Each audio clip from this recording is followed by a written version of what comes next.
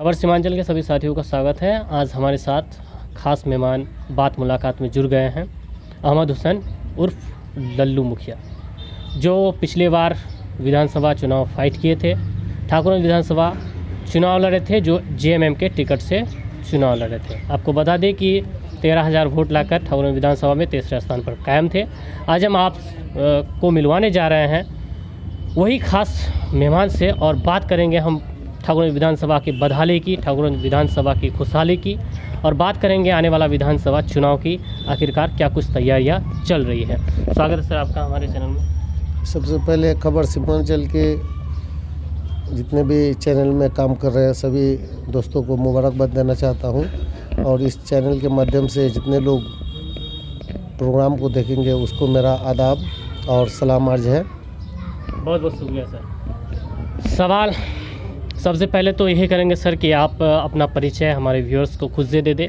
आपने इब्तिदाई तालीम कहाँ से हासिल की है और आपको राजनीतिक में रुचि कैसे लगी और आप इस पर कदम कब रखे हैं? सबसे पहले मैं आप लोगों को बता देना चाहता हूं कि मेरा जो तालीम हासिल हम किए हैं वो पवाखाली से मैट्रिक का एग्ज़ाम दिए हैं और यह पास किए हैं जी। उसके बाद फिर हम अररिया से इंटर का एग्ज़ाम दिए हैं जी। और जहाँ तक पॉलिटिक्स में रुचि की बात है, जब हम 8th क्लास में पढ़ते थे जी। तो उसी टाइम पवाखाली में सबसे पहले मैं यूनियन यानी छात्र यूनियन के नेता, छात्र यूनियन के लीडरशिप निभाया हूँ। जी जी। उसके बाद फिर यहाँ पर जो वैन चालक हैं उसका हम अध्यक्ष बने, जिसमें 115 वैन था, जी। रिक्शा जिसको बोलते हैं। फिर वहीं से मेरा पॉलिटिकल करियर शुरू हुआ और वहीं से रुचि शुरू हुआ जी। और फिर वहाँ से हम ये करने के बाद सोशल वर्किंग में लग गए। फिर कभी प्याज का दाम अचानक मार्केट में लोग बढ़ा दिए, उसका आंदोलन किए कि भाई नहीं होना चाहिए। फिर नमक आंदोलन करवाए जी। उसके बाद हम माननीय तस्लीमुद्दीन साहब के साथ लग गए, उनको लोकसभा में साथ दिए और उन्हीं के साथ रहने लगे, घूमने फिरने लगे। फिर उसके बाद हमारे दोस्त बड़े भाई जनाब तौसीफ साहब पहला इलेक्शन पंचायत इलेक्शन लड़े। उस टाइम में मेरी उम्र नहीं पूरी थी, हम लोग फिर उनके साथ रहे, उसको एमएलए बनाने का काम किए। उसके बाद 2006 में पहला पंचायती इलेक्शन लड़े और उसमें हमको जीत हासिल हुआ। फिर तब से लेके अब तक पंचायत में इलेक्शन लड़ते रहे और जीतते रहे, लोग जिताते रहे और निष्ठापूर्वक लोगों से हम लोगों का काम किए और काम के साथ साथ लोगों से एक जो रिश्ता होता है वो रिश्ता भी बनाए। जी जी जी। फिर 2010 में इलेक्शन लड़ने का हम तैयारी किए कि विधानसभा इलेक्शन लड़ेंगे, जिसमें हम लोग उस टाइम में महागठबंधन का कैंडिडेट थे, कांग्रेस से प्रत्याशी थे हम। जी जी। लेकिन लास्ट आवर में टिकट हमको नहीं मिली और हम गुस्से से नॉमिनेशन कर दिए। फिर नॉमिनेशन के बाद कुछ दिन बाद हम ये सोचे कि हमारा कैंडिडेट कहीं मेरे वजह से हार जाए, इसीलिए हम नॉमिनेशन अपना वापस कर लिए। फिर 2015 में महागठबंधन बना, जिसमें जेडीयू, कांग्रेस और राजद सभी पार्टी एक जगह मिल गए। तो फिर मैं उस 2015 में भी इलेक्शन लड़ा और उसमें भी अच्छा खासा सम्मानजनक वोट आया हमको और हम तीसरे स्थान पर थे। 2020 है और अभी महागठबंधन से जेडीयू अलग हो चुका है, इसीलिए ये अवसर है कि हम लोगों को टिकट मिले और अगर टिकट हमको मिली तो इंशाअल्लाह ऊपर वाले से डर के बोलते हैं कि जीत निश्चित होगी, क्योंकि निष्ठापूर्वक पार्टी में हर हमेशा हम लोगों ने काम किया है, तन मन धन तीनों लगा कर काम किए हैं। वो सारे पदाधिकारी हमारे सांसद महोदय भी जानते हैं कि हम लोग कभी भी वो पार्टी में रह के पार्टी से गद्दारी वाला काम नहीं किए हैं। कुछ लोग हैं जो पार्टी में रहकर भी ये 2000 तो बहरहाल ये सवाल हम बाद में लेंगे। सवाल एक ये है कि आप सीधे मुखिया के चुनाव के बाद यानी कि पंचायती इलेक्शन के बाद सीधे आप विधानसभा का कैसे सोच लिया? आपको ऐसा क्या चीज़ दिखा, या फिर सत्ता के लिए इस तरह की कर रहे थे या फिर पब्लिक सेवा के लिए? नहीं, सत्ता के लिए तो ऐसा नहीं है। हम पब्लिक सेवा शुरू से करते आ रहे हैं और ये भली भांति लोग जानते भी हैं, क्योंकि इलेक्शन ख़त्म होने के बाद कुछ लोग भूमिगत हो जाते हैं, नज़र नहीं आते हैं, लेकिन हम लोग 12 महीना 24 घंटा लोगों के बीच उपस्थित रहते हैं। हर हयात मौत में, भोज में, सुख दुख में, शादी ब्याह में लोगों का हम लोग हाजिर रहते हैं और लोगों के बीच रहते हैं। जहाँ तक सत्ता का लोभ का अगर सवाल है तो ऐसा कोई बात नहीं है। अगर ऐसा होता तो हम लोग भी पार्टी छोड़कर पार्टी विरोधी काम करते, लेकिन एक सेवा करने का दिल में इच्छा है और ये इच्छा तभी पूरा होगा जब आप पोस्ट पर होंगे जी। और जब बाकी लोग बन सकते हैं, बाकी लोग टिकट ले सकते हैं, तो हम लोग क्यों नहीं ले सकते हैं? क्योंकि यहाँ पर हमारी बिरादरी है, यहाँ पर हमारा काम है, यहाँ पर हमारे लोग हैं और एक बिल्कुल सेकुलर पॉलिटिक्स हम हमेशा किए हैं। इसमें कहीं कोई दाग पाँच नहीं है। जॉब पढ़ने पर हम लोग होली में भी जाते हैं, लोगों से होली मिलन करते हैं, मिलते हैं। जी हाँ, दुर्गा पूजा में ये भी सीमांचल की एक खास बात भी है कि यहाँ पर जो संपर्क सौहार्द है ये कहीं ना कहीं बहुत ही ज़बरदस्त है। यहाँ के लोग जो है ज़बरदस्त तालमेल बनाए रखते हैं। अगर ऐसे में पूछा जाए, आगे चुनाव है, इस सिलसिले में अगर बात करें तो आपके नज़र से ज़िले का क्या रुख है और आपके ठाकुर विधानसभा का क्या सीन होगा आने वाला चुनाव में? आने वाला चुनाव में तो यह क्लियर है कि इस बार नौशाद साहब जो एनडीए के गठबंधन से इलेक्शन जीते हुए हैं और लड़ेंगे भी शायद, और अगर लड़ेंगे तो हार तो तय है उसका, क्योंकि अभी हमारे यहाँ कुछ दिन पहले एनसीआर, एनपीआर, सीएए लेकर विरोध प्रदर्शन हुआ। 1.5-2 महीना तक हम लोग बिल्कुल छोटे छोटे बच्चों, बच्चियां और औरतों और मर्द सारे लोग मिलकर पवाखाली चौक में बैठ गए, बहादुरगंज में बैठे, तीन कोनिया में बैठे, ढेर जगह बैठे। ठाकुरगंज में एजिटेशन हुआ, लेकिन वो कहीं नज़र नहीं आया। ऐसे लोग मुफाद परस्त होते हैं, क्योंकि लोग यहाँ पर उनको जिताए थे भाजपा के खिलाफ में, कि भाजपा के खिलाफ में महागठबंधन में वोट देकर जिताए थे और इतनी बड़ी उम्मीद उनसे नहीं थी कि वो उस भाजपा गठबंधन में ही वो रह जाएंगे। मैंडेट को धोखा देने का काम किया है, ये उम्मीद हम लोग को नहीं था। और ये बिल्कुल समझ से परे वाला बात है कि ऐसे परिस्थिति में कैसे रह गए। हो सकता है हम लोग से बड़े हैं, उनका सोच बड़ा है, कुछ वजह होगा, लेकिन हम लोग के समझ से ही बाहर है और हार निश्चित है इस बार यूपीए गठबंधन का। तो आगे चुनाव है, ऐसे में अगर आपसे पूछा जाए कि आप भी ताल ठोकेंगे तो आपका पार्टी कौन सा होगा, किस दल से आप चुनाव लड़ना चाहेंगे? हम लोग तो महागठबंधन का जो हिस्सा हैं, राजद या कांग्रेस, ये दोनों में से जिनका भी यहाँ कंफर्म होगा सीट, उससे ही चुनाव लड़ेंगे। और ये दावेदारी हम लोग का प्रबल दावेदारी है, इसमें किंतु परंतु का कहीं कोई बात नहीं है, क्योंकि हमको पदाधिकारियों पर, पार्टी के पदाधिकारी जो हैं उन पर पूर्ण विश्वास है कि वो लोग जांच करवाएंगे और यहाँ की जनता का मांग है कि हमको टिकट मिले। और ये सर्वे भी कुछ हो रहा है और कुछ होगा भी आगे, उसमें हम सबसे आगे इंशाल्लाह रहेंगे और पार्टी को हमको टिकट देना चाहिए। तो आप अगर चुनाव लड़ते हैं तो आपका मुद्दा क्या रहेगा, आप किस आधार पर जनता से वोट मांगेंगे? हमारा मेन मुद्दा रहेगा कि विकास जो होना चाहिए, विकास हुआ नहीं है। जैसा ये सिर्फ सड़क पुल बनने से विकास नहीं होता है, ढेर सारा ऐसा है हमारे यहाँ कि अभी जैसा एर्राबाड़ी कृषि कॉलेज से लेके खारूदे तक एक ब्रिज बनना चाहिए, जो कि मुश्किल से 8 किलोमीटर में हम लोग यहाँ से किशनगंज मुख्यालय पहुँच सकते हैं। और वो ब्रिज नहीं बनने के कारण हमको 25 से 30 किलोमीटर घूमकर किशनगंज जाना पड़ रहा है। ये मुद्दा रहेगा। दूसरा मुद्दा रहेगा, दल्लेगांव पंचायत है, वहाँ पर आज भी वहाँ के बच्चे नेपाल के स्कूल में पढ़ने जाते हैं। वहाँ ब्रिज नहीं है, ब्रिज के कारण लोग नेपाल के रास्ते से इंडिया आते हैं। और 95% यहाँ लोग किसान हैं। पूरा दारोमदार ये यहीं का नहीं बल्कि पूरे हिंदुस्तान किसान पर टिका हुआ है। ऐसे में उन लोग को नेपाल के रास्ते से अनाज लेके जब बेचने जाते हैं तो नेपाल पुलिस परेशान करती है। जो ही इंडिया में घुसते हैं तो एसएसबी द्वारा उसको परेशान किया जाता है।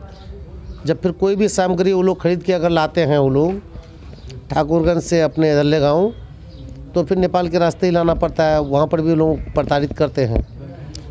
फिर यहीं पर अभी इच्छामारी है गांव एक, वहाँ से तरवाल बंदा में वहाँ ब्रिज बनना है।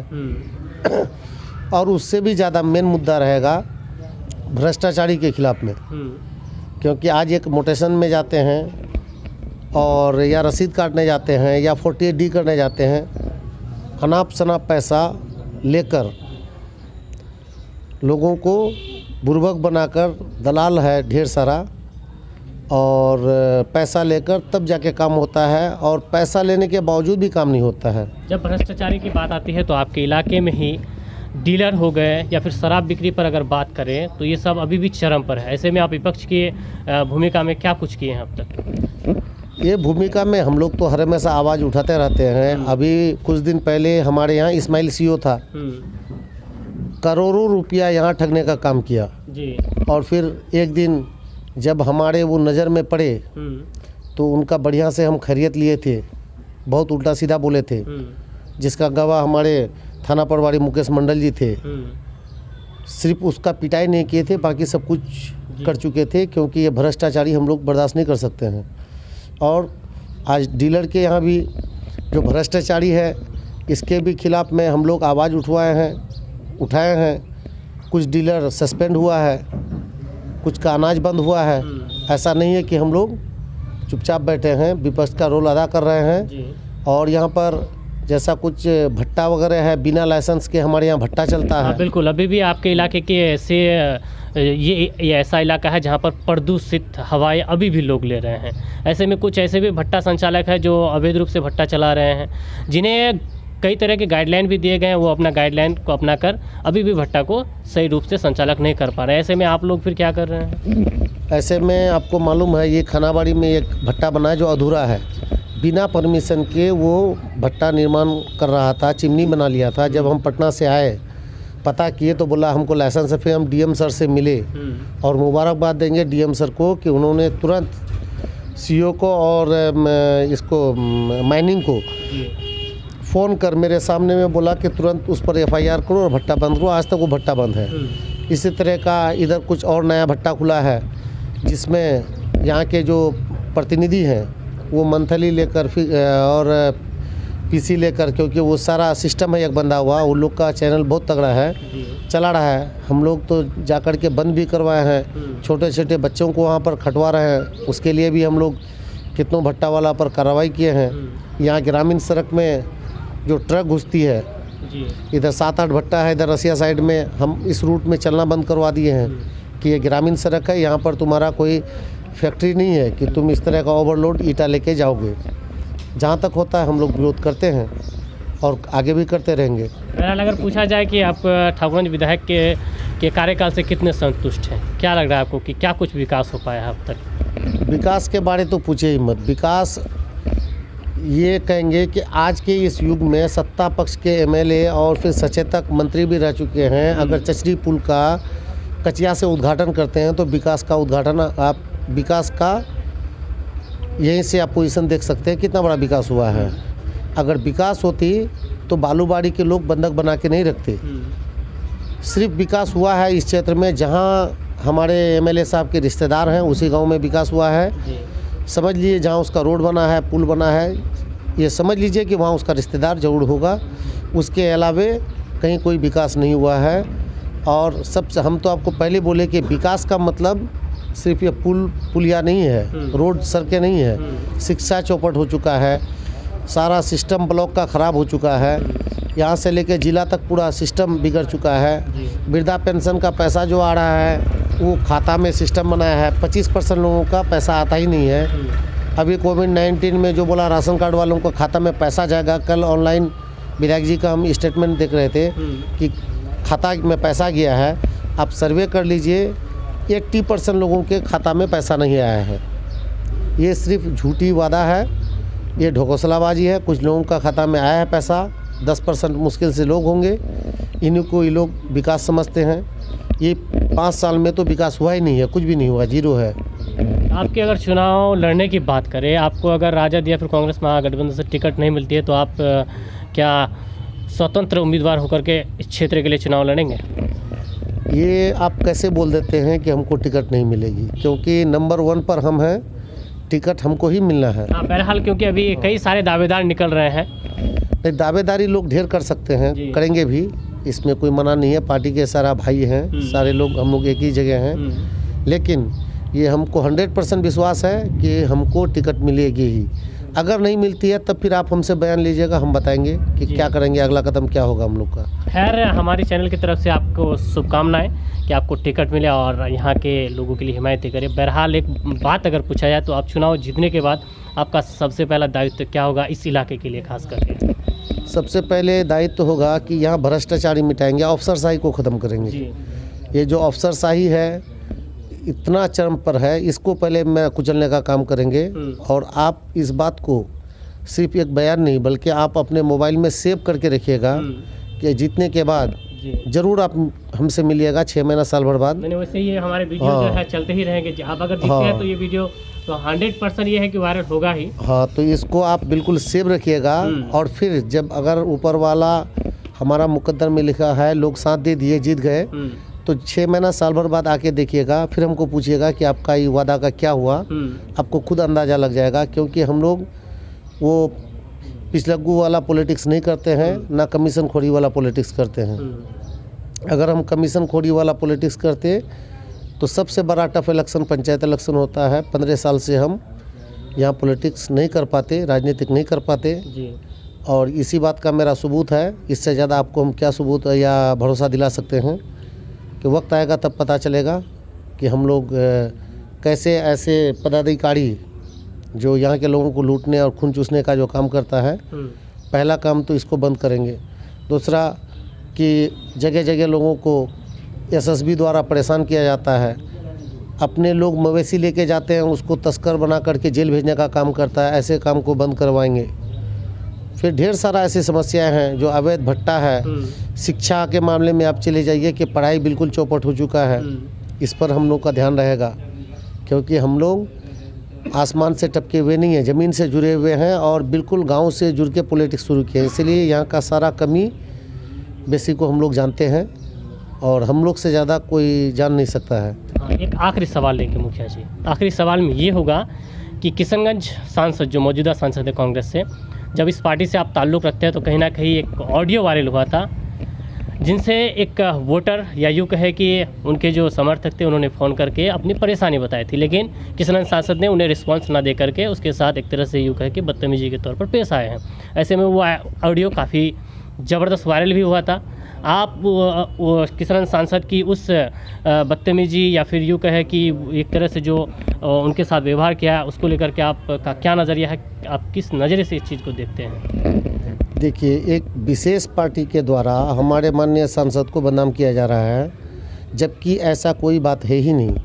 और जहाँ तक रह गई टेपिंग का बात, उससे पहले जो आदमी उनको फ़ोन किया था बिल्कुल अमर्यादित बात किया था और उनका पीए को, उनका परिवार को लेकर, एमपी साहब के परिवार तक लेके वो आदमी बोल चुका था। तभी एमपी साहब को जब हद से ज़्यादा गुस्सा आ गया तब उसको बोला इडियट या बदतमीज जो भी बोली।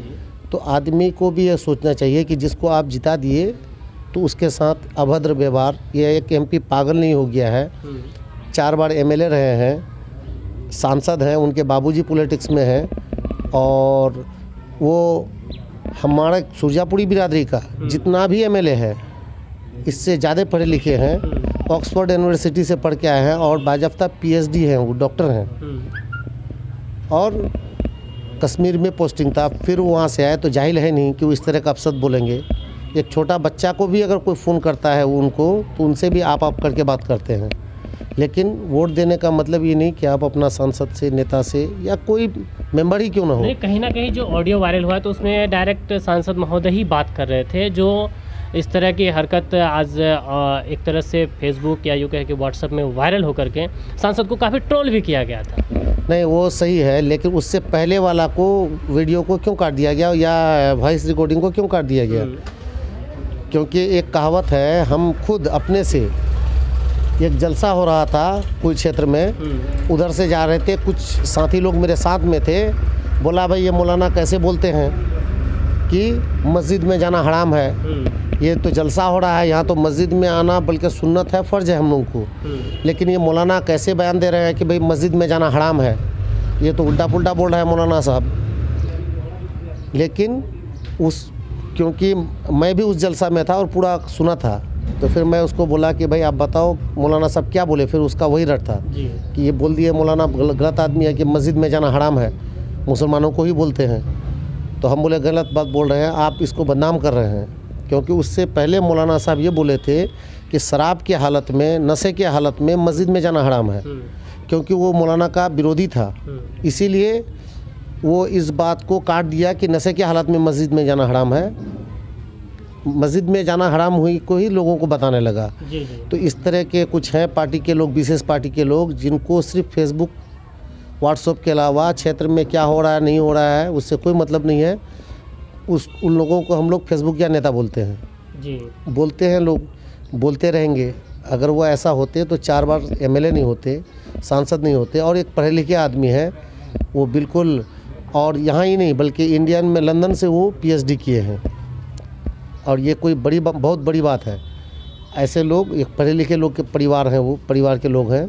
ऐसा अब सब बात उनकी ज़ुबान से आ ही नहीं सकता है। भले हमारे सांसद महोदय गुस्से में आकर, तहस में आकर कुछ बोले हैं, तो उसके लिए हम लोग माफ़ी मांगते हैं, क्षमा मांगते हैं कि ऐसा उन लोगों से जिनको तकलीफ़ पहुंची है। लेकिन वो भी एक इंसान है, सांसद बाद में है। आप उसका परिवार को लेके बोलिएगा कि ऐश मौज करने के लिए दिल्ली भेजे हैं, ये वो उल्टा सीधा दिस दैट, तो तय बात है कि वो कुछ उल्टा सीधा बोलेंगे ही। तो कहीं ना कहीं एक तरह से आप भी ये चीज़ जाहिर कर रहे हैं कि एक साजिश के तौर पर किया गया है। 100% साजिश के तहत किया गया है। लोग जितना फेसबुक में सांसद महोदय का कमेंट कर रहे हैं, उसका 25% उस पार्टी का नेता या उस पार्टी के जो भी कार्यकर्ता हैं अगर समाज सेवा में लग जाए तो इस जिला का उद्धार हो जाएगा। क्योंकि मोबाइल फेसबुक ऑन करना बंद कर देते हैं हम लोग, 2400 घंटा बस यही चलते रहता है। और जितना वो फालतू का मोबाइल में टाइम बर्बाद करते हैं, उससे अच्छा इस क्षेत्र में विकास करे, लोगों का समस्या को देखे, तो कहीं बहुत अच्छा हो जाएगा। इस एरिया को भी सुधर सकता है, सुधर भी जाएगा। और ऐसे भाइयों से हम अपील करेंगे कि फेसबुक वाला टाइम आप क्षेत्र में डायरेक्ट दीजिए, लोगों का सेवा कीजिए। फेसबुक से कुछ होने वाला है नहीं। लोकसभा इलेक्शन में भी हम लोग बहुत देखे, बहुत पोस्ट आ रहा था, ओनली आ रहा था। चलिए, बहुत बहुत शुक्रिया हमारे साथ जुड़ने के लिए, अपना समय देने के लिए। चलिए, आप लोग का भी शुक्रिया अदा करते हैं। और आपके जो सीमांचल न्यूज़ है इसके ज़रिए से सभी भाइयों को मेरा सलाम आदाब और आप लोग को मुबारकबाद देंगे। और कहेंगे कि आप लोग कोविड-19 में अभी सोशल डिस्टेंसिंग का एहतियात करें, मास्क लगाएं, बिना वजह घर से ना निकलें। बहुत ज़्यादा ज़रूरत पर मास्क लगाकर, सैनिटाइज़र लेकर ही घर से निकलें, क्योंकि ये वर्ष जीने का और काम करने का नहीं है, ये वर्ष सिर्फ बचने का है। किसी तरह बच लें, इससे बड़ा और क्या संदेश आप लोग को दे सकते हैं। जय हिंद, जय भारत।